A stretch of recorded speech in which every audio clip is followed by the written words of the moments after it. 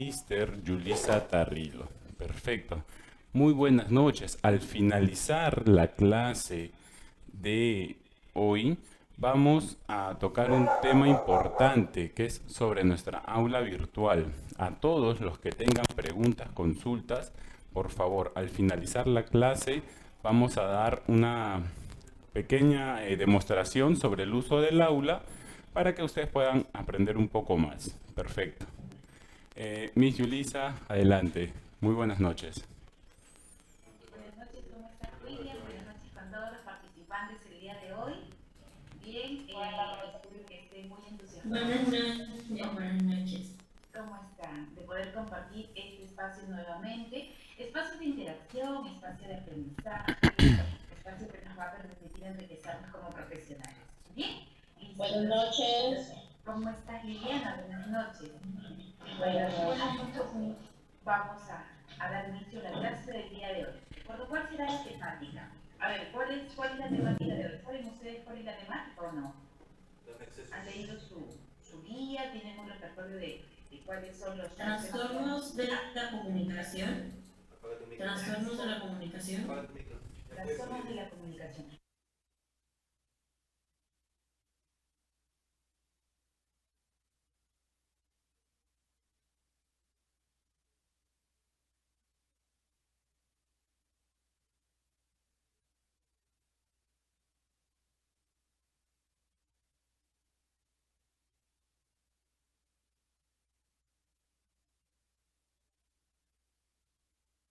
De la Hay comunicación. bastantes niños, por ejemplo, hay bastantes, ¿quién habla? Sí, Blanca, te escucho. En los colegios, por ejemplo, en las instituciones educativas de inicial, hay bastantes niños que a veces son imperativos, ¿no? Bueno, se les dice así, pero a la vez tiene problemas psicológicos a veces también, ¿no? Y a veces vienen desde casa, de que los padres a veces se pelean, discuten adelante de los niños, y el niño a veces se asusta y se pone, por ejemplo, se sienten mal, ¿no? Y llega al colegio, no, se sienten distraídos, mejor dicho, ¿no? Bien, bien, Blanca, bien. Es importante poder ser muy observadoras, conocer un poco la teoría, porque si bien es cierto, es un poco de teoría, ¿no? Pero sobre todo para poder observarlo, detectarlo a tiempo y poder derivarlo al especialista, ¿no? Que requiera. Porque Claro. muchas veces nosotros, por más que tengamos voluntad de querer hacer todo y solucionar todo en nuestros niños, no siempre podemos, ¿no? Entonces, en muchos casos, se le tiene que derivar a un neurólogo, a un especialista de medicina, ¿no? Pero lo importante que dice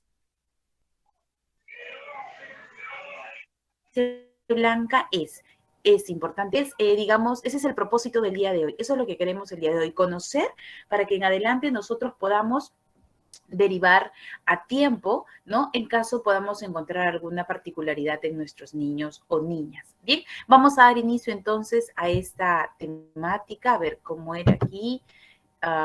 Compartir, me avisan por favor si pueden visualizar mi pantalla.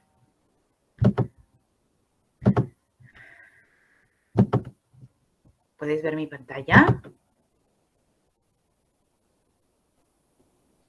Sí, ¿Sí? Sí. Listo. Sí, Bien, Miss. Sí entonces, se puede observar. Sí. perfecto. Vamos a hablar un poco acerca de los trastornos de la comunicación, ¿no? Pero para poder hablar un poco acerca de, primero el propósito. ¿Cuál es el propósito de esta pequeña sesión que vamos a tener el día de hoy?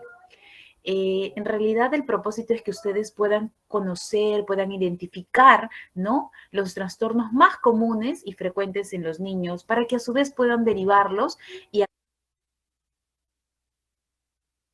estos trastornos cuando son identificados, ¿no? De manera oportuna, tienen una mayor solución o una solución más inmediata. ¿Ya? Entonces, por ahí, este es el propósito, conocer alguno de los trastornos o los trastornos más comunes dentro del desarrollo de nuestros niños, ¿no? Para hablar de los trastornos de la comunicación es importante hablar de la comunicación, ¿no es cierto? Es importante reconocer la existencia, dice, del otro, ¿no? Es importante saber que cuando yo hablo de comunicación, hablo de la interacción de una o dos o más personas, ¿no es cierto? Es importante que entendamos que cuando hablo de comunicación no solamente voy a existir yo, sino hay alguien más a mi alrededor, de dos o más personas. Es el intercambio de mensajes, de sentimientos, de pensamientos, de conocimientos en base a dos o más personas. Bien, es importante también saber, ¿no?, que la comunicación es un proceso complejo, ¿no?, que se da dentro del desarrollo del ser humano, ¿sí?, ya que requiere, dice, una serie de condiciones para que se pueda garantizar una eficacia, una comunicación eficaz, ¿no es cierto? Definitivamente el primer requisito, el primer elemento es el habla, el lenguaje, el habla, ¿sí? Entonces, a partir de ello es que empezamos a ver un poco el tema de lenguaje para poder aterrizar en lo que son los trastornos ¿no? Para que haya comunicación debe haber un lenguaje. ¿Y qué es el lenguaje? Ay Dios, regresamos al colegio. El sistema de signos arbitrarios estructurados a través de una regla que nos permiten combinar sonidos para poder formar palabras, para poder formar frases, combinar frases para formar pensamientos, oraciones, sentimientos y deseos y más. Bien, entonces si ya tenemos, digamos, esta línea, ¿no?, de lo que es la comunicación, el lenguaje, ¿sí? Vamos a ver ahora un poquito acerca de lo que es el trastorno de la comunicación. Bien, vamos a llamarle trastorno a qué. Ojo, que es importante recordar esto.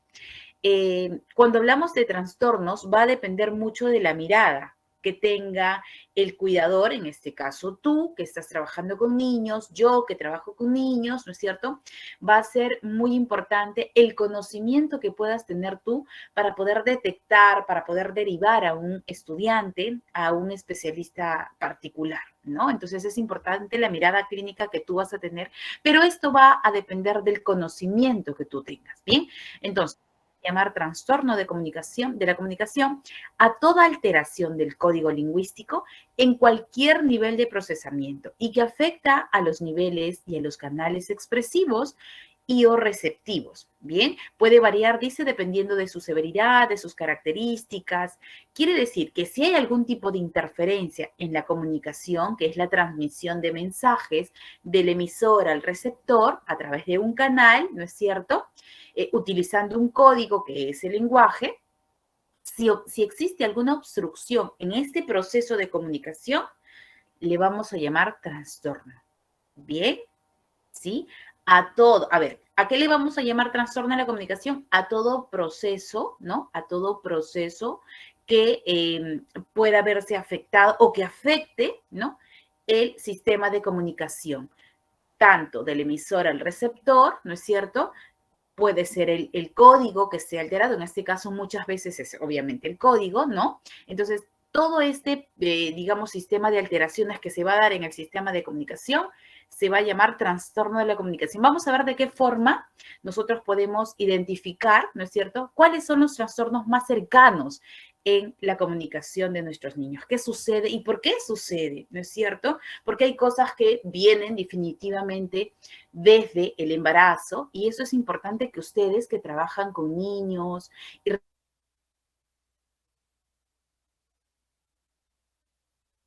recuerden que muchas veces, lo hemos dicho ya en las clases anteriores, que no también es con los padres de familia, ¿no?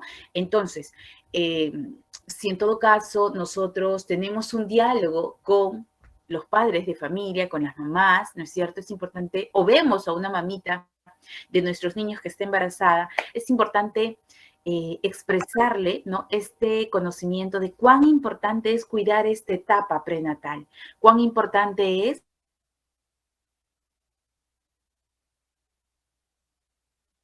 ¿no?, que la madre conozca el aspecto evolutivo primero, ¿no?, el aspecto emocional, cómo va a implicar todo este proceso de diferentes aspectos que pueda desarrollar la mujer gestante en su bebé. ¿Saben por qué? Porque algunos de los trastornos, hoy lo vamos a ver, se dan desde la etapa del embarazo, porque ha habido un embarazo con algunas alteraciones, ¿no? Tanto en el nivel fisiológico, en el nivel emocional, ¿no? Entonces vamos a ver de qué forma podemos evitar este tipo de trastorno, porque eso es lo que se quiere. Bien, de qué manera podemos o evitarlo o detectarlo de manera oportuna.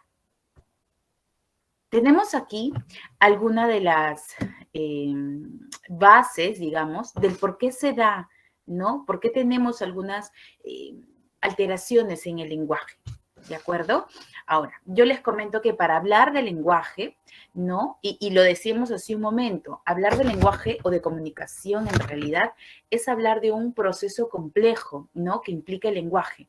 La adquisición del lenguaje, si bien es cierto, se da, ¿no? A través de la imitación. Sin embargo, hay todos estos factores, ¿no? Que ven ustedes aquí en el circulito, todos estos factores que influyen en el proceso y en el desarrollo del lenguaje, ¿sí?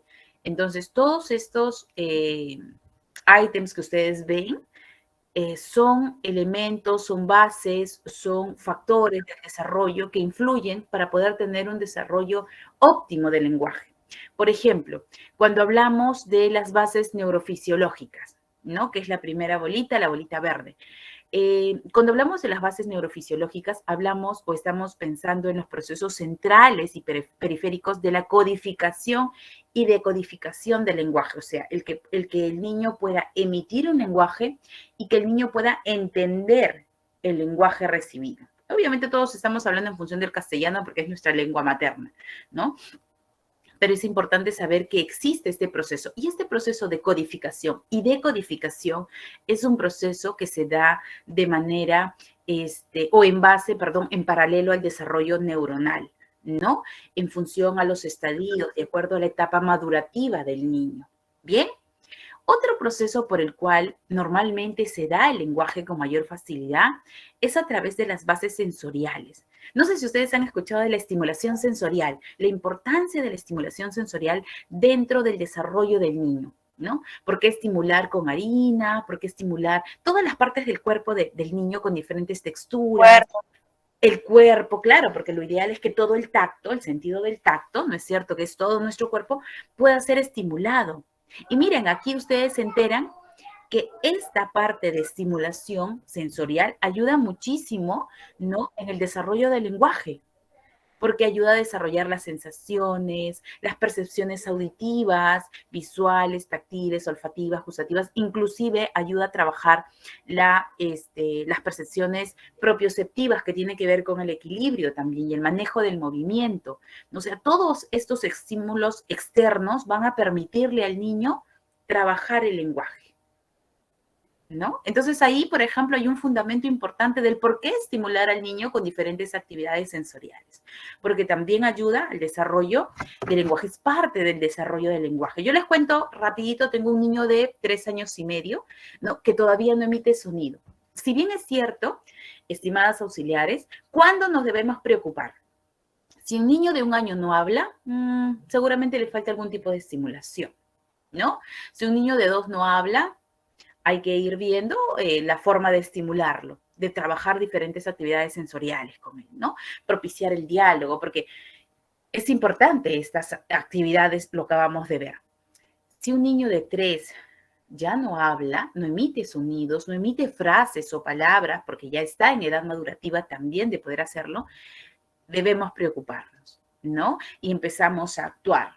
O sea, si el niño antes no habla, bueno, es un proceso normal, podría ser que por ahí necesite algún tipo de estimulación, pero a partir de los 3 años en adelante, que no emita ninguna palabra, es preocupante. Y, por ejemplo, yo les cuento que tengo un niño de 3 años y medio que no emite palabra, ¿no? Solamente cuando intenta comunicarse dice, ese sonidito, ¿no? Entonces tú le preguntas, ¿quieres ir al baño? Es un sí, ¿no? Te enseña una heridita, ¿te duele? Vamos a echarte cremita, y mueve su cabecita, ¿no? Entonces, él, por ejemplo, está en terapias de lenguaje, ¿no? Han detectado, porque, ojo, no todo lo puede hacer la profesora, salvo que seas terapeuta de lenguaje, ¿no? Y hagas las evaluaciones requeridas. Se hicieron algunos exámenes con este pequeño y pudieron identificar que su problema era por la falta de actividades sensoriales que ha tenido el niño. Entonces se dijo que empezáramos a trabajar con mayor fuerza en las actividades sensoriales y eso es lo que estamos haciendo. Y les cuento que al inicio él tenía mucho rechazo a las actividades cuando tocaba témperas, cuando tocaba azúcar, cuando jugábamos con gelatina, con mazamorra, porque hacemos de todo, ¿no? Con tal de ayudarlo. Pero él tenía mucho rechazo. Está con nosotros más o menos 4 meses recién y este mes que ha pasado, que es el mes de septiembre, recién hemos podido lograr que nuestro pequeño pueda, digamos, sentirse cómodo agarrando la témpera, agarrando la harina, agarrando las masas que podemos preparar de diferentes colores, obviamente, para que ellos se sientan involucrados, para que puedan sentir ese interés, ¿no? Hemos utilizado diferentes técnicas para poder acercarlo a estas actividades.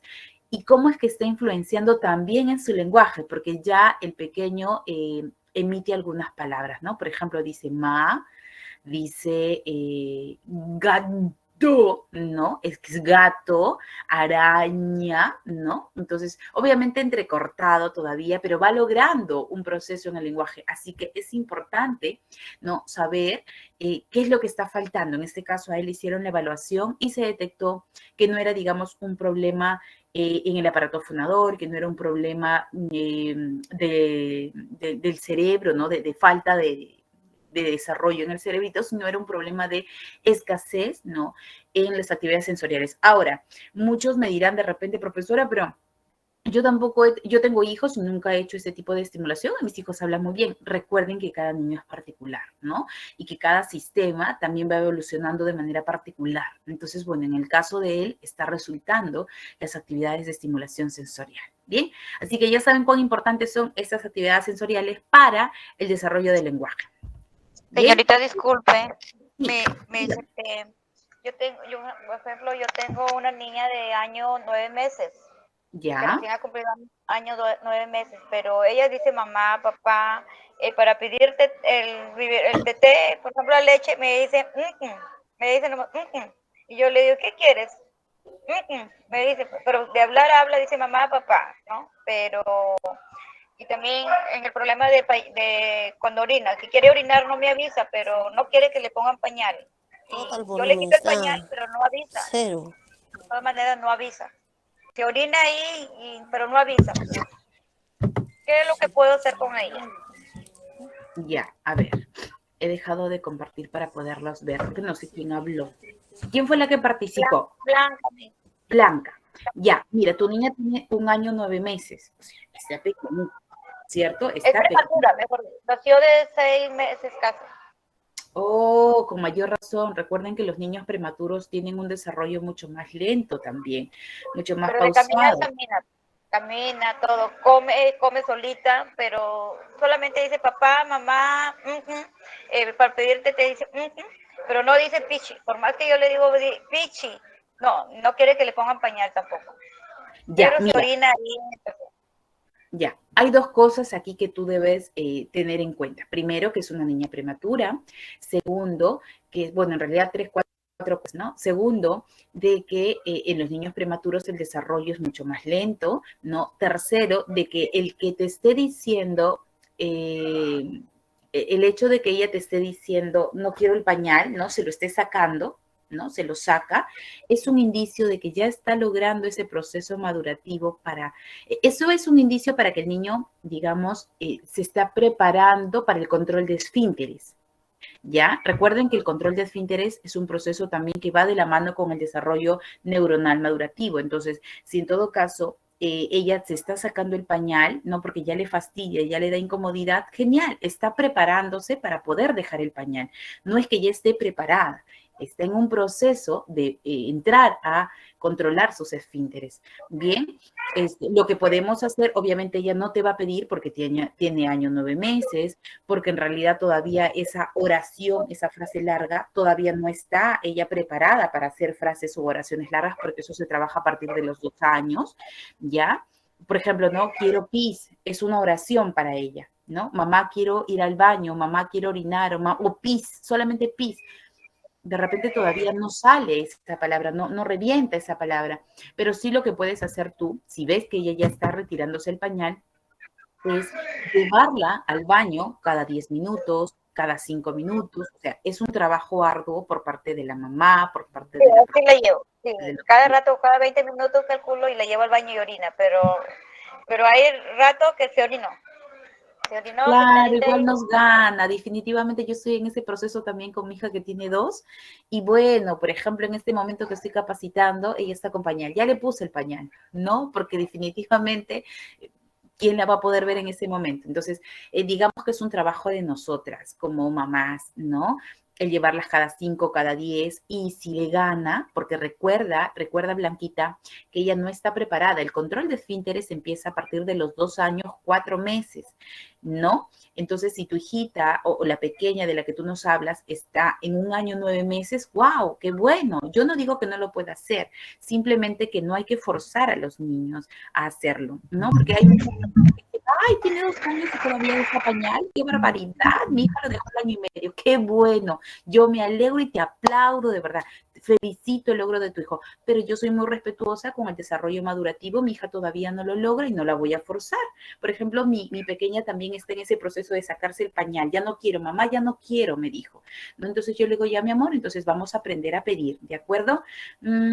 Ella ya formula oraciones, pero por ahí se le escapa, ¿no? Entonces el trabajo es de quien está a su cuidado para llevarla cada 5, cada 10 minutos, ¿no? Entonces por ahí tú alégrate de que ella a esta edad ya esté intentando quitarse el pañal, ¿no? Yo la cuido. Yo la cuido, pero cuando, de lunes a viernes, ¿no? Pero el día sábado y domingo su mamá la carga con pañal. Esos días cuando yo no estoy la cargo con pañal. Y yo le he dicho que de noche ya no le ponga pañal porque ella de noche se mueve en la cama y es porque realmente necesita ir al baño. Necesita orinar, aunque esté dormidita, que la lleve al baño y que la haga orinar así, aunque sea en un vacín ahí. Pero ella dice que no se vaya a orinar en la cama. Sí, lo que pasa es que en realidad es complejo, ¿no? Es una situación compleja porque la mamá está cansada, la mamá trabaja y bueno, querrá descansar seguro de corrido y por eso le pone el pañal. O sea, la verdad es darnos una solución para nosotras sin darnos cuenta que estamos perjudicando o interrumpiendo, ¿no? Este trabajo que ustedes hacen en realidad. Es lo mismo que me pasa a mí, ¿no? Yo en el colegio con los niños intento ya quitarles el pañal porque ellos están en 2 años y medio, 2 años, 8 meses y todavía están con pañalito. Entonces ya yo empiezo a trabajar, pero el papá me dice, Miss, pero yo llego cansado. Sí, pero hay que entender que es un proceso, ¿no? Necesario. Claro. El niño necesita este acompañamiento por ahora, ¿no? Porque de repente sean 2 meses, 3 meses y el niño ya empiece a pedir. Pero sí, es una falta, digamos, de concientización de los papás, de entender en realidad que es un proceso necesario de acompañamiento y así, como tú mencionas, ¿no? Si hay que levantarnos en la madrugada, hay que levantarnos en la madrugada. Yo tenía un niño de 4 años y medio que venía a mi nido con pañal. No, yo le digo, pero ¿por qué viene con pañal? Si él ya no usa pañal, ay, Miss, me olvidé, disculpe, pero es que en las noches yo le pongo el pañal. No, ya no. Y ahí lo que podrías decirle tú, Blanquita, es, ¿no? En la noche, la última bebida que pueda tener la pequeña es de las 7 de la noche, ¿no? La leche o el agüita que pueda tomar hasta las 7 de la noche, que la pequeña duerma a las 8, 8 y media, va a ver que va a ayudar también a que de repente en algún momento vaya de corrido, ¿no? Hasta el día siguiente. Bueno, en la mañana anda todo el día sin pañal, cuando estoy con ella. Pero en la noche dice la señora que no quiere el pañal y se lo quita, pero ella se lo vuelve a poner. Y yo le digo, yo le digo, cuando ella está dormidita y se mueve o se despierta porque quiere ir al baño, porque cuando ella duerme de tarde, yo la estoy viendo y se mueve, y yo la llevo al baño y orina, y se queda vuelta dormida. Pero de hablar, de decir pichi, no. Eso todavía. Tengo que calcular yo cada 20 minutos, cada 15 minutos. Okay. Bien, pero recuerden que, bueno, nos fuimos del lenguaje al tema de control de esfínteres, pero por el lado del lenguaje, Blanca, hay que estimularla, simplemente hay que estimularla con actividades sensoriales, hay que verbalizar con ella. ¿Dice algunas palabras sueltas o es lo único que menciona? Dice mamá, papá, que el biberón, yo le digo que pide leche, té, pero, y dice otras palabritas, pero okay. Habla entre corta, mejor dicho, hace, así me habla. Yo le digo, ¿qué me dirá ahí? Pero yo le digo, sí, aquí está, le digo. Ya, lo que pero nosotros podemos hacer también es siempre verbalizar lo que hacemos, ¿no? Por ejemplo, ¿cómo se llama? Imaginemos que se llama Diana, ¿no? Diana, ¿quieres, no sé, si te dice tete, ya, entonces, ¿quieres tu biberón? Aquí tienes tu biberón. Muy bien, ¿no? Para que ella vaya escuchándolo. ¿sí? Te dice alguna otra cosa, mamá, ¿quieres llamar a mamá? Perfecto, vamos a llamar a mamá, ¿no? Tú siempre, los papás igual, que verbalicen todo porque el niño aprende. Y nada de diminutivos, nada de palabritas de, sí, gatito. No, no, no, bien, las palabras correctas para que ellos puedan aprender de manera correcta. Bien, seguimos entonces. Y tranquila porque todavía va en año 9 meses, ¿no? Está pequeña. Sí.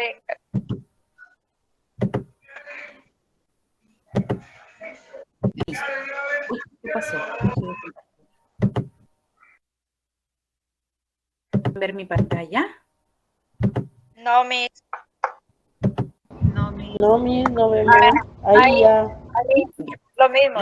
Y ahora sí. Pasamos entonces a las bases anatómicas y funcionales. En este caso hace referencia a que, recuerden que para nosotros poder emitir el habla, ¿no? Para poder hablar, definitivamente necesitamos de un aparato respiratorio, necesitamos de un aparato fonatorio, un aparato articulatorio, resonador, ¿no? Básicamente todo el aparato fonador que nos va a ayudar a, si es que está en buen estado y su funcionalidad es óptima, el lenguaje va a salir, el habla va a producirse, ¿de acuerdo? Entonces, también depende de eso, o sea, no solamente es la estimulación, sino también saber que nuestro aparato respiratorio fonador está funcionando bien, ¿ya? Por eso es que les digo que cuando un niño no habla, es importante derivarlo a un especialista para que él vea qué es lo que está fallando, porque no solamente es que no escuche, porque ojo que eso también es un problema, el que no puede escuchar, ¿no? Puede ser que no escuche, puede ser que su aparato fonador esté fallando, puede ser que neurológicamente el cerebro no haya desarrollado, ¿no?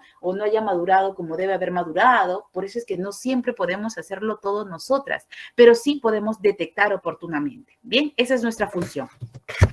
El desarrollo afectivo, emocional y social también es muy importante, sobre todo porque le va a permitir al niño sentirse en confianza, sentirse seguro, sentirse en un ambiente cálido para que pueda de manera particular, de manera natural, ¿no? Soltarse y empezar a hablar. Bien, también influye en el desarrollo del lenguaje. Y obviamente la influencia del medio, ¿no?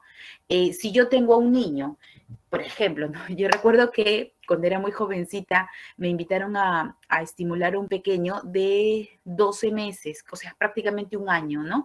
Que no emitía ninguna palabra, ninguna, y no hacía movimiento alguno, me preocupaba ya. ¿Y qué sucedía? Que papá y mamá, que eran mis amigos, trabajaban, ¿no?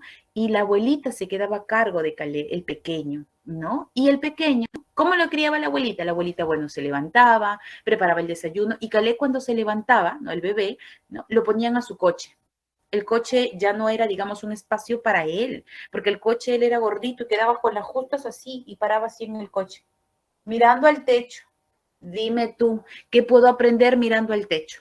Al menos muévelo mirando a la ventana, de vez en cuando, la puerta, el portón, ¿no? O sea, variadito, pero no, la abuelita lo tenía siempre mirando al techo, o sea, así, ¿no? Era una pared, me acuerdo, de color amarillo, la abuelita cocinaba, era una persona mayor, ¿no? Cocinaba, lavaba, planchaba, hacía todo, pero nunca intercambiaba diálogo con el pequeño. Entonces, ¿cómo es que este niño puede hablar? Definitivamente no va a poder hablar porque también el lenguaje es un proceso de imitación, ¿no? También se aprende hablando a través de la imitación.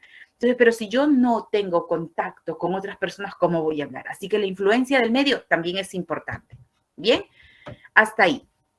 Vamos a pasar a ver ahora cuáles son las causas de estos trastornos. Bien, hemos visto estas que son las bases por las cuales nosotros hablamos. Todo este proceso de bases sensoriales, neurofisiológicas, anatómicas, el desarrollo afectivo, la influencia del medio y demás, ayuda a que pueda el niño hablar de manera normal. El desarrollo cognitivo, nos hemos salteado. Ojo que cuando hablamos del desarrollo cognitivo, es lo que yo le digo, ¿no? A Blanquita. No te preocupes porque a través de, digamos, por la edad que tiene, todavía no ha logrado ese desarrollo cognitivo que debería para lograr el lenguaje que ella está buscando, ¿no? ¿Cuáles son las causas de los trastornos? En este caso, cuando hablamos de causas, es importante saber que pueden ser evolutivos, ¿no? O adquiridos, que se originan por problemas biológicos, como las anomalías en el desarrollo del cerebro, o por la exposición a toxinas durante el embarazo, ¿no? sobre todo esta última parte, ¿no? Es importante cuidar. O sea, hay cosas que nosotros podemos prever, ¿no? Por ejemplo, tener un embarazo saludable, un embarazo cuidadoso, respetuoso para con nosotras y para con el bebé, ¿no? Entonces, si hay cosas que podemos evitar, como por ejemplo el consumo de alcohol, el consumo de drogas, eh, eh, algunos golpes que podamos tener durante el embarazo que también afectan a nuestro bebé, ¿no? Todas esas cosas podrían generar trastornos en la comunicación en adelante en nuestros pequeños, ¿no? Entonces, si hay cosas que podemos evitar, perfecto. En función a los adquiridos, a veces se dan en cuanto a al proceso de desarrollo del cerebro, ¿no? Y los evolutivos, bueno, en realidad se refiere a, porque muchos de estos trastornos, ¿no? Empiezan a evolucionar, se dan a partir de los 2, 3 años, ¿no? Porque todo trastorno empieza a esa edad, pero empiezan a evolucionar y llegan a solucionarse hasta los 6, 7 años, ¿no? Por ello, básicamente, hace hincapié esta primera parte. Yo puedo detectar a través de algunos síntomas, ¿cuáles son los síntomas que se presentan cuando tenemos de repente algún tipo de trastorno en la comunicación, ¿no? Tenemos niños con trastorno. Aquí hay algunos de los síntomas. Los niños, dice pequeños, no pueden desarrollar el habla o presentan un vocabulario limitado para su edad, ¿no? Por ejemplo, es importante saber, yo no digo que sea así, ¿ya? Pero es importante saber, recuerden que todo lo que nosotros trabajamos es en función a investigaciones de diferentes investigadores, pedagogos, psicólogos, ¿no? Pediatras, porque estamos hablando en este caso ya de trastornos y esto también tiene que ver con una parte médica, ¿no? Pero es importante saber que el niño, por ejemplo, de 1 año debe emitir entre 20 o 30 palabras. El niño de 2 años entre 50 o 70 palabras. El niño de 3 entre 90 y 120. Así, ¿no? ¿Para qué? O sea, para de repente nosotros, ojo que esto es estandarizado, ¿no? Es en función, como les decía, a algunas investigaciones de estos especialistas. Pero también nos ayuda a ver, ¿no? En dónde se encuentra mi hijo. Puede que mi hijo se encuentre muy por debajo y yo vea que necesita algún tipo de estimulación o esté muy por encima, ¿no? Entonces, es importante saber, por ejemplo, por eso yo le preguntaba a Blanquita, ¿son las únicas palabras que dice o dice alguna otra palabra más? Pero ella me dice, sí, dice alguna otras palabras, perfecto. Porque si solamente ma, pa y tete, creo que me dijo. No, Miss, dice, por ejemplo, yo le digo, ¿cómo hace la vaca? ¿Y cómo hace el perro? Y el gallo. Pero sí, por ejemplo, sí, cuando le preguntan, sí lo dice. Ya, o sea, responde a sonidos onomatopéyicos. El gato dice miau, miau. Ya, pero por sí sola ella emite algunos otros sonidos. Sí, por ejemplo, cuando ella está viendo televisión y la vaca hace mu y ella hace mu solita, pero lo ve. O Ya. dice también, por ejemplo, le gustan las pelotas, ¿no? Y dice gol, dice.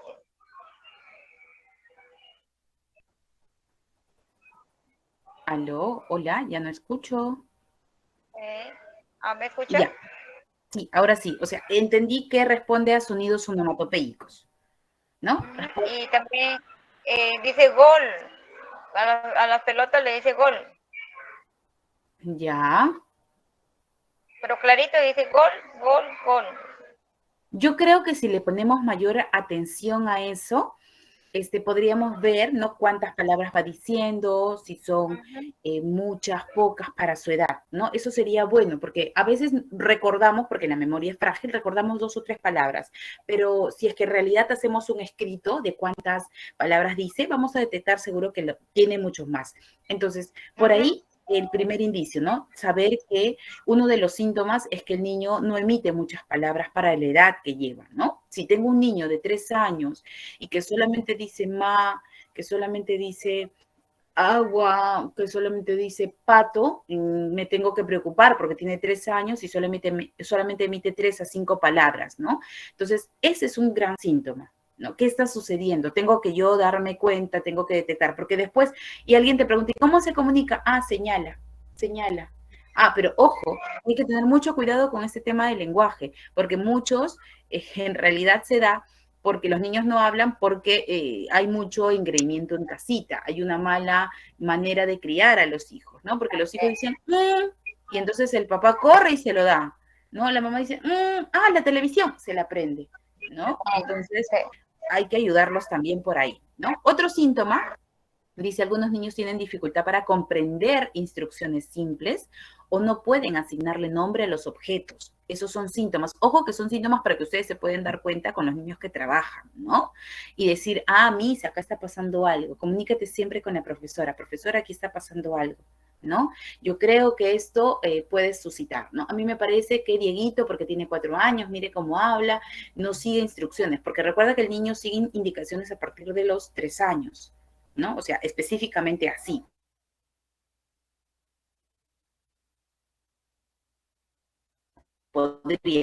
Puede hacerlo antes, perfecto, si lo has trabajado, digamos que madura 3, ¿no? La mayoría de los niños, dice, con trastornos de la comunicación desarrollan el lenguaje en la edad escolar. Definitivamente sí, ¿no? ¿Y por qué? Porque recuerda que a partir de los 3 años en adelante es cuando uno debe estar mucho más atento al lenguaje, ¿no? Porque hacia atrás el Ministerio de Educación también ha dicho, ha dado un mensaje hace 2 años, 3 años, 4 más o menos, indicando que es un proceso de falta de estimulación, pero no habría que preocuparse, ¿no? Sino a partir de los 3. Y otro síntoma es que con frecuencia los niños en edad escolar tienen problemas para comprender y formular palabras u oraciones dependiendo de la edad que tengan, ¿no? Entonces, estos son algunos de los síntomas que nosotros deberíamos tener en cuenta con los niños que trabajamos. Bien, aquí tenemos algunos tipos, los más usados, los más comunes, que son la disfemia, la disartria y la dislalia. Ya, vamos a ver cada uno de estos y sobre todo al final ver algunas estrategias para cómo ayudarlos. Bien, listo. Rápidamente, disfemia, disartria y dislalia. Disfemia, ¿qué cosa es la disfemia? ¿Es la común o es el común tartamudeo que encontramos en muchos de los niños, ¿no? Por ejemplo, ahí la imagen, tengo que hacer mi tarea, ¿no? Voy a jugar, ¿no? Entonces, ojo, que esto hay que poderlo evaluar de manera muy delicada, ¿no? ¿Por qué? Porque les comento que hay una edad en los niños pequeños, que es aproximadamente de los 2 años, 3 meses a los 2 años, 6 particular, ¿no? Que empiezan a trabajar digamos, este proceso o este trastorno. ¿Pero por qué? Por imitación. ¿Ya? Sucede que a veces en los centros pueden, ¿no? Porque yo les comento, en función a la experiencia que he tenido con muchos niños, ¿no? Esa es la edad de 2 a 3 años que se le llama la edad del monito, porque el niño empieza a copiar todo, cómo te sientas, cómo estás, cómo pones tu brazo, cómo escribes, cómo te peinas, cómo te todo, ¿no? Y él imita todo. Bien, entonces digamos que ahí no es un mayor problema, porque se va retirando, ¿no? Con digamos, el paso de los meses, 2, 3 meses ya no hay, pero sucede que hay niños que sí tienen este proceso de este problema de tartamudez, ¿no es cierto? Y hace referencia básicamente a 2 cosas, que podría ser problemas de algún impacto, ¿no? Porque esta disfemia usualmente se da, se ocasiona, ¿sí? De 2 formas, ¿no? Porque el niño ha nacido y tiene algún problema en la parte de los órganos bucales, ¿no? Que ahora lo vamos a ver más adelante, o lo otro es también de algún fuerte impacto que haya podido ocurrir o vivenciar, ¿no? Por ejemplo, les cuento, repito, la experiencia de una colega, porque es una maestra que tiene este problema de tartamudeo, por ejemplo, y ella nos contó que de muy pequeña, ella fue víctima ¿no? En esa época, y vio cómo entraron a su casa y asesinaron a su papá y a su mamá. Entonces, desde allí se quedó ella con este problema de tartamudeo por un impacto. Entonces, también estos impactos fuertes pueden causar problemas, ¿no? O trastornos en la comunicación. Bien, listo. Entonces, cuando hablamos de disfemia, hablamos de la tartamudez, más conocido como tartamudez. ¿Y qué es? Es un desorden en la fluidez verbal, ¿no? No hay continuidad en la comunicación, ¿no? Usualmente cuando se trabaja o cuando encontramos niños con este tipo de problemas de tartamudez, muchas veces sus respuestas fisiológicas, o sea, el cuerpo, ¿no? Reacciona de manera tensa, de manera ansiosa, ¿no? Entonces hay que ver todas esas situaciones porque eso también necesita un trato diferente. Bien, la disfemia también es conocida como la repetición o prolongación de sonidos, palabras o frases, ¿no es cierto? Grandes pausas, conductas de agitación, muecas faciales, parpadeo de los ojos, son algunas de las características que emiten los niños que padecen de ese trastorno, ¿no? Las pausas prolongadas, ¿no? Por ejemplo, tengo, y empiezan a pensar, esperan un momento, hay un tiempo, digamos, vacío, ¿no? ¿Qué hacer mi tarea? Bien, entonces esas prolongaciones se da dentro de la disfemia. Las muecas faciales, no sé si han visto algún o recuerden una persona que ha tenido este tipo de trastorno y que van moviendo o el ojito, ¿no? O de repente la boca que se le mueve. Entonces es normal en esas personas que tienen tartamudez, ¿no? Otras cosas, dice, y otros movimientos corporales extraños que acompañan los esfuerzos que hacen para poder hablar. Yo sí tengo algunas conocidas, algunas personas cercanas, no dentro del círculo amical, que padecen de este trastorno de comunicación, definitivamente, y he observado todo lo que aquí podemos observar, ¿no? Lo que hemos podido leer, compartir en función a este primer trastorno denominado disfemia. Habíamos dicho que puede ser adquirida, ¿no? Por algún daño cerebral, sí, pero también puede ser psicogenética, sí, que es cuando se da, así se llama psicogenética no, psicogenia, ¿ya? Disfemia psicogenia, que se da cuando hay un impacto, ¿no? Mayor dentro de nuestro diario vivir. Bien, hay algunos síntomas, no sé si los he colocado. Ya, primero vamos por los tipos. Los tipos de disfemia, ¿no? Tónica y clónica. La tónica que se caracteriza por múltiples interrupciones ocasionadas por espasmos, o sea, se empieza a interrumpir de manera secuencial la comunicación, y la clónica, que es la prolongación en realidad en cuanto a las sílabas o palabras enteras, ¿no? Más que consonantes y vocales, más en consonantes que vocales. Bien. Antes de pasar a lo otro, quiero comentarles un poquito acerca de los síntomas. ¿Ya? ¿Cuáles son los síntomas que muestra una persona con disfemia? ¿Sí? Para yo detectarlo, porque eso es lo que nos interesa, ¿no es cierto? ¿Cómo me doy cuenta que mi niña o mi niño puede presentar un tipo de disfemia, este trastorno denominado disfemia? ¿Qué es lo que podría tener? Por ejemplo, uno de los síntomas son las manifestaciones lingüísticas que emiten los niños, ¿no? ¿A qué me refiero? A las muletillas. El exceso de muletillas me dice que podríamos estar hablando de un trastorno de disfemia, ¿sí? También el orden, digamos, de las oraciones. Un niño de primer grado, de segundo grado, de tercer grado, ya debería tener un orden, digamos, sintáctico en la oración. Pero si yo veo que altera mucho el orden de las oraciones, ¿no?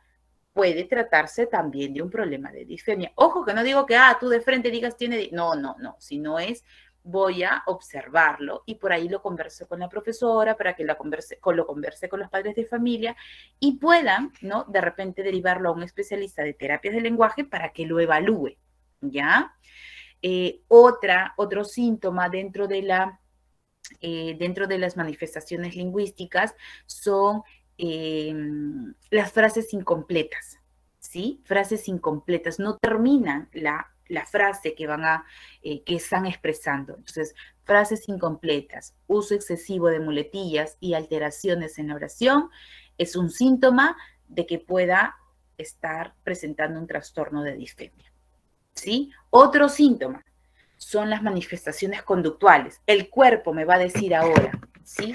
La conducta, el comportamiento, perdón, más que el cuerpo, ¿no? El comportamiento. Por ejemplo, es un tanto retraído, ¿no? Cuando tú lo llamas, ¿no? Cuando tú lo llamas como que hace como que no te escucha, o sea, no responde a tu llamado. el hecho de que sea un niño con logofobia, ¿no? O sea, el miedo para hablar, ¿no? Por ejemplo, cuando están en sexto o cuarto de primaria ya empiezan a exponer. Es más, en inicial los niños trabajan la exposición.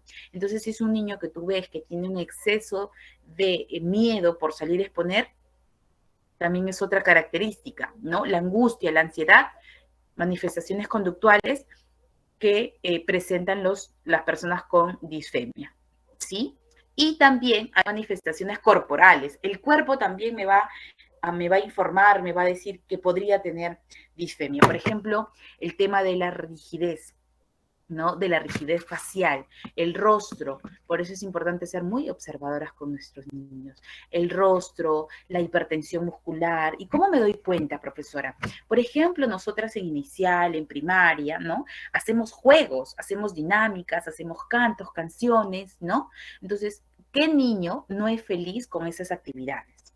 Todos, entonces mostrarían gestos como que de alegría, de disfrute, el baile, porque es importante, por ejemplo, hacer actividad lúdica en el nivel inicial. Por esto, mira, porque si yo veo que hay un niño que es hipertenso, que es algo que me sucedió en el 2010, que trabajé en un colegio, en el Lima High School, bueno, acá en el Lima, sucedió que en una actividad así de baile y todo, nos dimos cuenta de una niña que tenía este problema de hipotonía, ¿no? Entonces, esa flacidez muscular. Entonces, pudimos detectar algunas cosas, ¿no? Y la pudimos derivar con el especialista. Y por ahí radicaba su problema de lenguaje, porque tampoco. Y ya tenía 3 años y medio, se iba para los 4. Entonces, el tema, por ejemplo, también de la sudoración excesiva, ¿no? La carita, las manitos que le sudan, moja el cuaderno, ya, eso también son síntomas, ¿no? De manifestaciones corporales que me dice que un niño podría tener este trastorno de disfemia.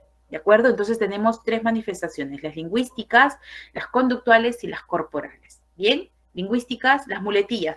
Fácil, las muletillas, el tema de las alteraciones, ¿no es cierto?, a la hora de armar una oración, porque ya hay niños que pueden armar oraciones a partir de los 2 años, el niño expresa oraciones. Bien, las alteran o las hablan en desorden, y las frases incompletas. Bien, conductuales, habíamos dicho, es retraído, el tema de el miedo a salir a exponer, el miedo a hablar, ¿no? El tema de que sea muy ansioso, que sienta mucha angustia por algo, por alguna situación que se vaya a dar. Y en el caso del cuerpo, la rigidez, tanto facial como la corporal. Bien, o también la sudoración excesiva, como lo habíamos mencionado. Bien, hasta ahí disfemia. Seguramente yo he ido hablando y explicando y tú has ido pensando en tus 42 niños que tienes en el aula. Más no creo que tengas, ¿no? Y por ahí seguramente has dicho, ahora entiendo por qué él es así. ¿Bien? Porque de eso se trata. Más que recordar conceptos y eso, se trata de ver cuáles son los síntomas para ver si yo puedo detectar algún niño y poder conversar con la profesora y juntas hacer una reunión con la madre de familia. Bien, pasamos a la siguiente o al siguiente trastorno. Hablamos de la disartria. Este trastorno también es conocido en realidad y muy usual, ¿no? La disartria son las dificultades, o la disartria es la dificultad para la articulación y la expresión oral, que evoluciona, dice, al tono y movimientos de los músculos de articulación debidas a las funciones del sistema nervioso central. O sea, mira, ojo, que aquí ya estamos hablando de un problema en el sistema nervioso central. Quiere decir que yo, el burro por delante, no que tú, que yo, ¿no? Ni la directora nos puede ayudar en esto. Tenemos que definitivamente derivar. ¿Cuál es nuestra función? Detectarlo, detectar a tiempo, ¿no? Este problema, ¿sí? Ojo que aquí también es importante recordar, porque es un problema con los músculos, ¿sí? Nosotros es importante que si trabajamos en inicial y vemos este tipo de problemas, ¿no? La profesora puede hacer algunos ejercicios que mejor te los voy a dar al final, ¿ya?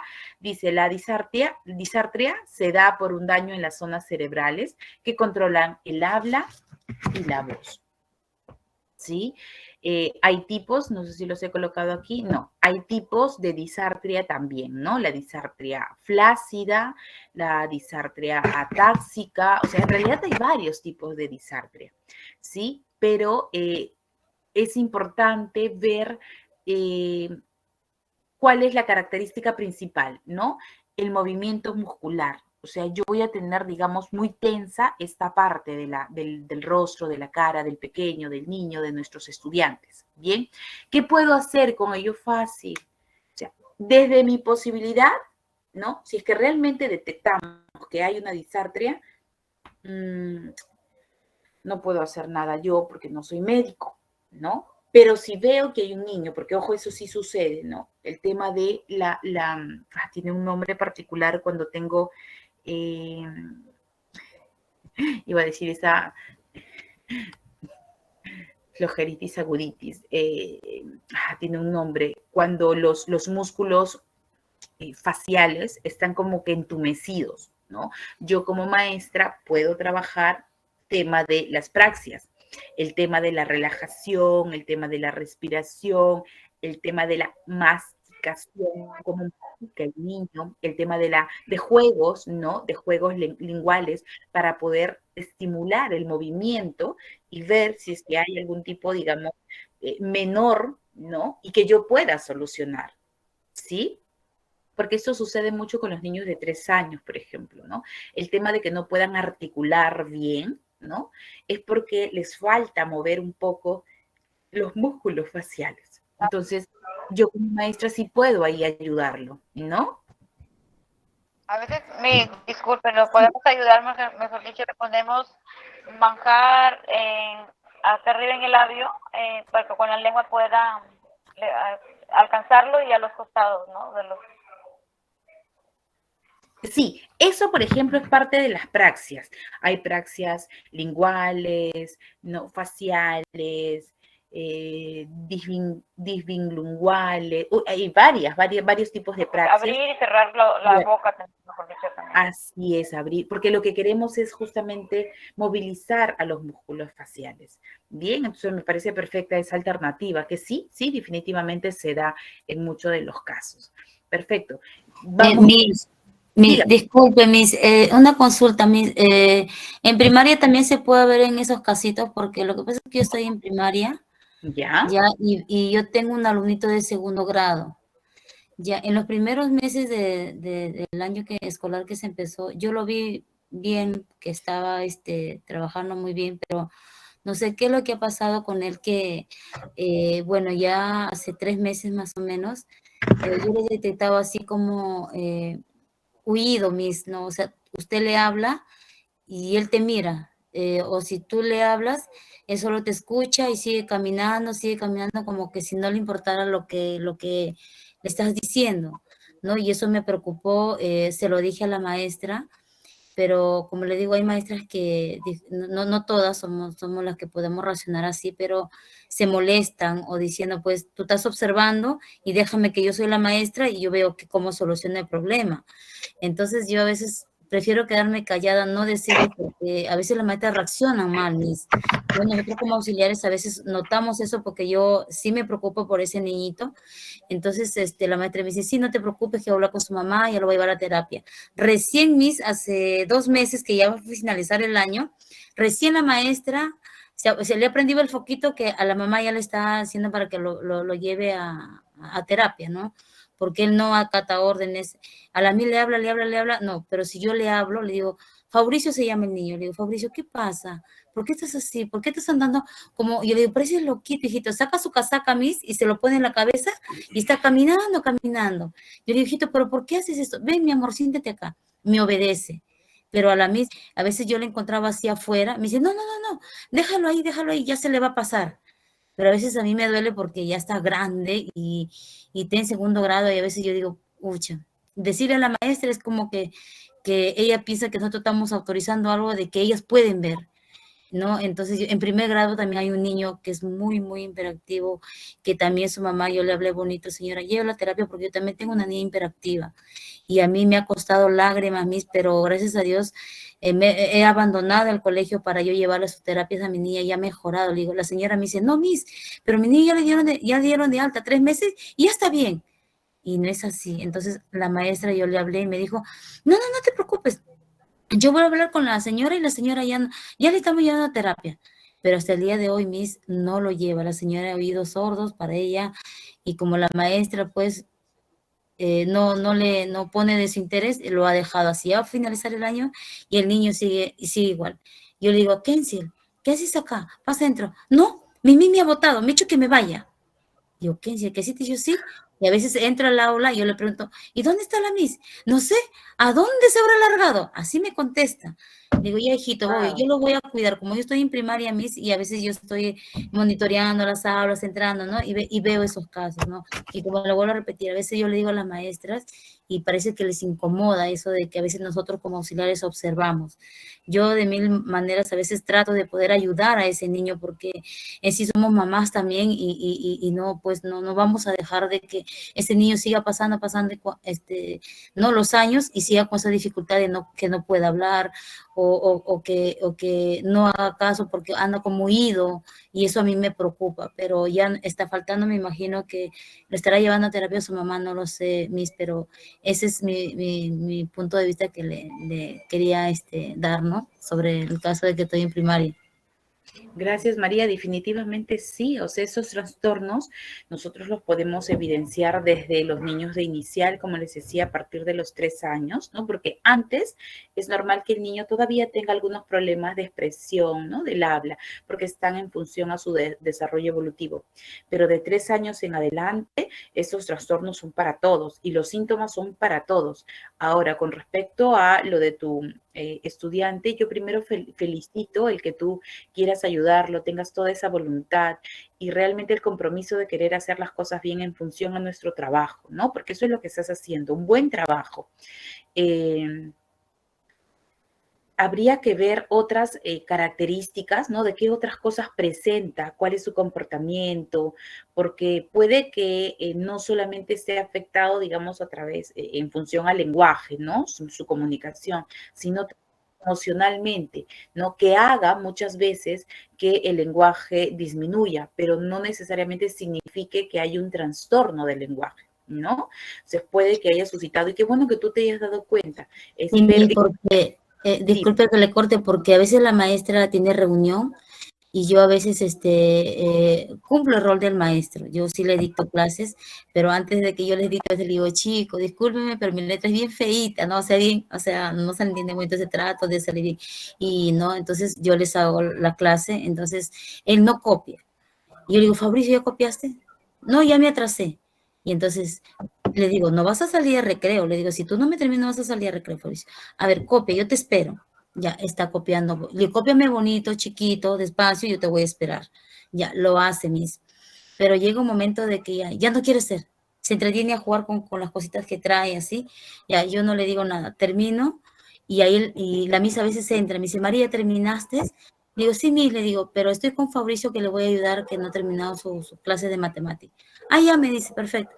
A él le dicto. Mire, Miss, y yo le dicto bonito y él lo hace, pero cuando ya está con la maestra en el aula ya es muy distinto porque no, como yo le digo, a veces quiero entrar para ayudarlo, pero como le digo, a veces la maestra reacciona mal, que a veces ya no quiero ni entrar ya, porque algo que le digo, van a decir, ay no, la auxiliar quiere suplantar lo que hace el maestro, ¿no? Porque yo tenía hoy día un roce con una maestra porque sí me molestó porque me habló mal y entonces yo le digo, mi discúlpeme, pero usted está minimizando a las auxiliares. Las auxiliares también, tanto como ustedes como los maestros, todos somos un equipo que estamos educando a los alumnos y eso a mí me preocupa. Entonces yo a veces prefiero quedarme callada, yo observo pero no le digo porque como le vuelvo a repetir, las maestras están a la defensiva.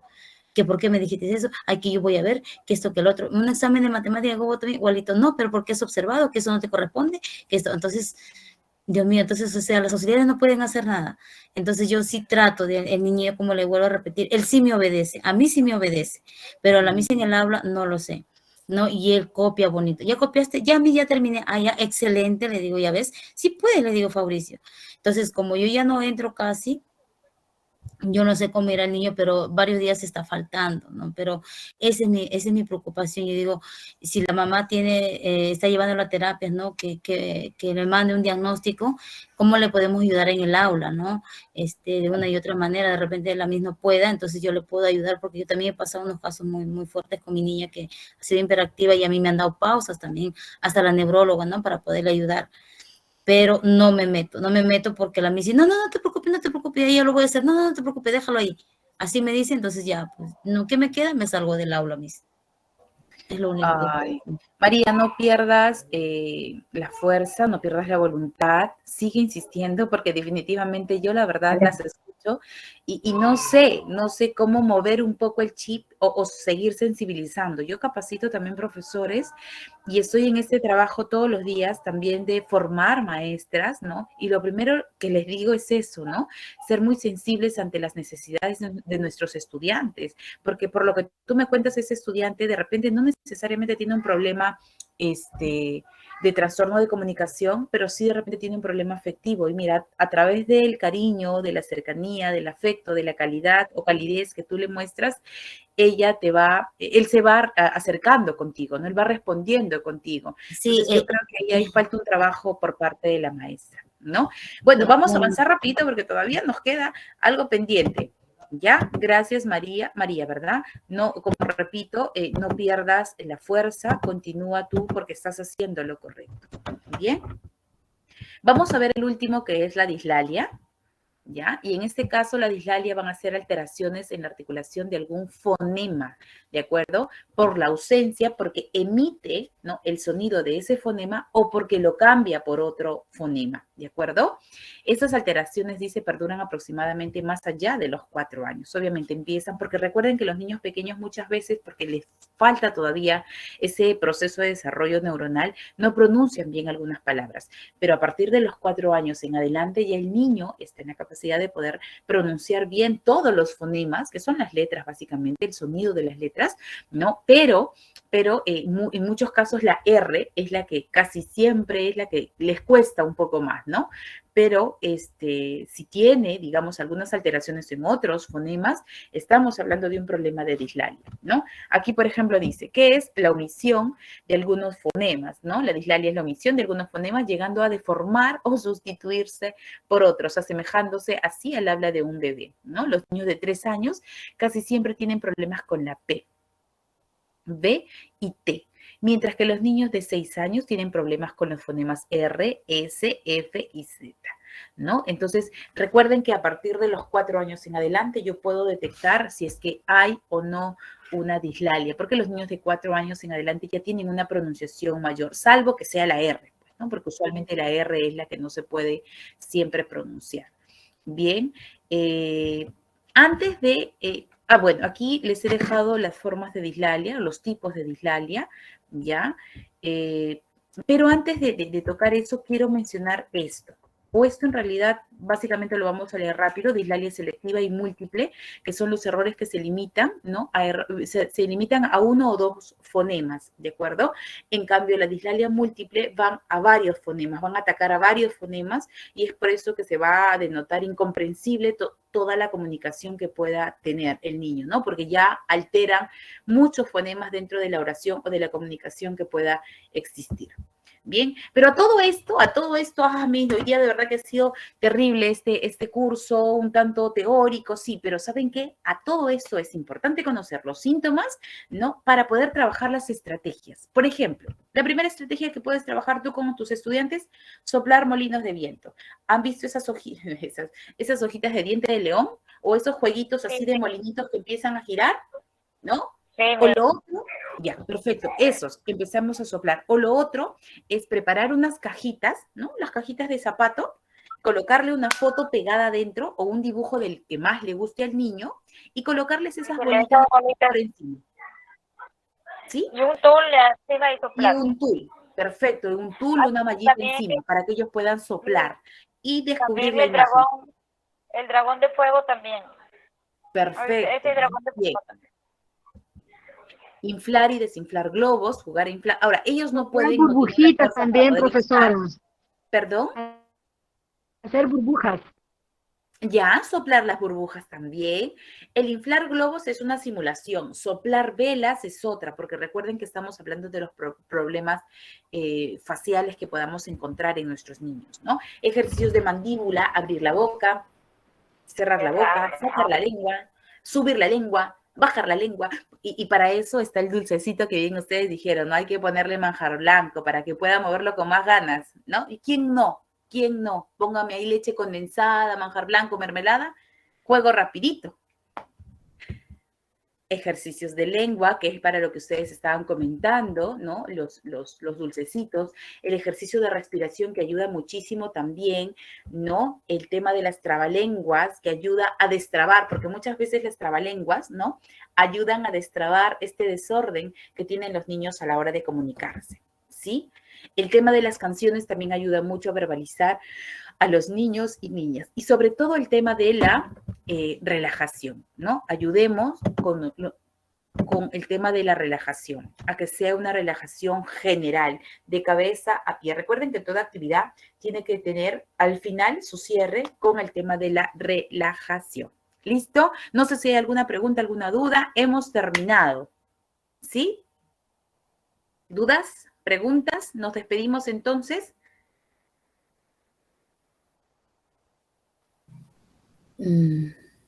A ver, los escucho. No, estaba interesante el tema, porque, bueno, lo que dice usted de las estrategias para soplar, para las...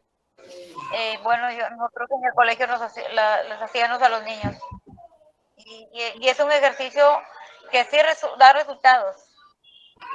Así es, sí, da resultado. Ahora, si vemos que todavía persiste, que ya no podemos hacer nada, nuestra función es derivar inmediatamente. Esa es nuestra labor, básicamente, ¿no?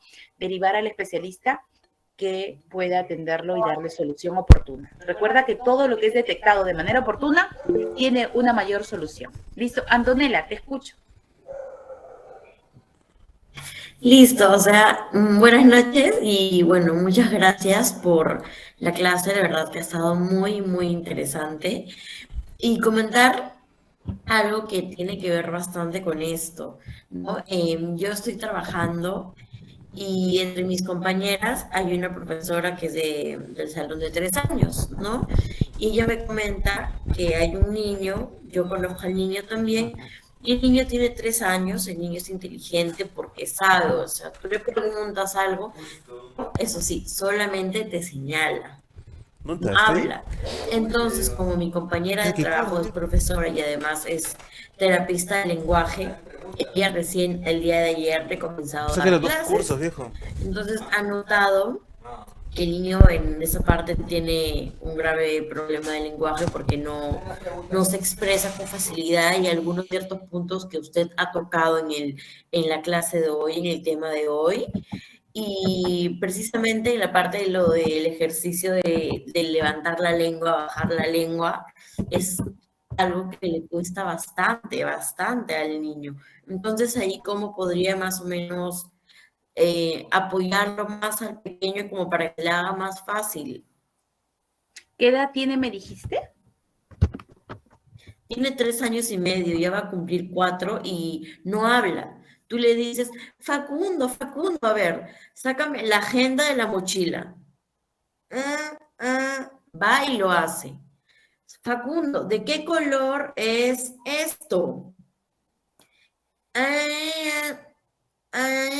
Entonces, en esa parte sí es demasiado confuso y como que ella es un poco preocupada porque ya va a cumplir 4 años y no habla. Entonces mi compañera a mí me había comentado eso y nada, es un tema que cae bastante, cae del cielo porque con eso también podríamos ayudarlo bastante al niño. Claro, mira, en realidad habría primero que hacerle una evaluación para ver qué es lo que tiene. Recuerden que cuando nosotros hablamos de trastornos de lenguaje, ¿no? Tenemos que ver si es que es un problema de musculatura facial que va a ayudarlo las praxias bucolingofaciales, ¿ya? Porque trabajamos boca, trabajamos mandíbula, trabajamos lengua, pero si en todo caso es un problema del aparato fonador, ¿no? Puede que la funcionalidad del aparato fonador esté fallando, ya no podemos verlo nosotras, tiene que verlo un médico, ¿no? Entonces, claro, lo primero que tiene que hacer, ¿no? Si es que ya han intentado un buen tiempo, porque ojo que esto no tiene resultado inmediato, ¿ya? El niño que yo les comento, vamos 4 o 5 meses y creo que va diciendo 3, 4 palabras, ¿no? Y para nosotros es un logro porque nos dijeron primero la evaluación que era un tema de sensorial, ¿no? Entonces yo lo que les recomiendo primero es derivarlo a un especialista. Si hay un terapeuta para que lo pueda revisar y ver dónde está el problema, si es en el aparato fonador, si es que es en los músculos faciales, si es que de repente es un problema de lesión cerebral.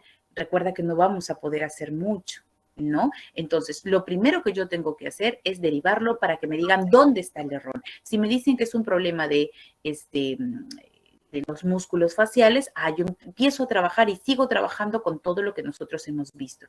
Pero al inicio de la ponencia, recuerden que se dijo, no todo lo vamos a poder solucionar, porque en este caso, si son problemas no cerebrales, de daños cerebrales, definitivamente pues ya no está en nosotros el poder ayudarlo, ¿no? Pero yo lo que les recomiendo es que le hagan una evaluación al pequeño y nos digan dónde está el problema, ¿no? Después, en función a eso, empiezo a trabajar, porque podría ser también un tema sensorial, como en mi caso, ¿no? En mi caso es un tema sensorial y estamos trabajando full actividades sensoriales y va respondiendo, ¿no? Ahora también era el lado afectivo, porque el niño, por ejemplo, era criado por su abuelita, que en realidad le daba el celular todo el día y cuando venía la mamá emitía, digamos, una violencia particular, ¿no? Física. Entonces el niño no tenía esa confianza de poder soltarse y comunicarse con normalidad.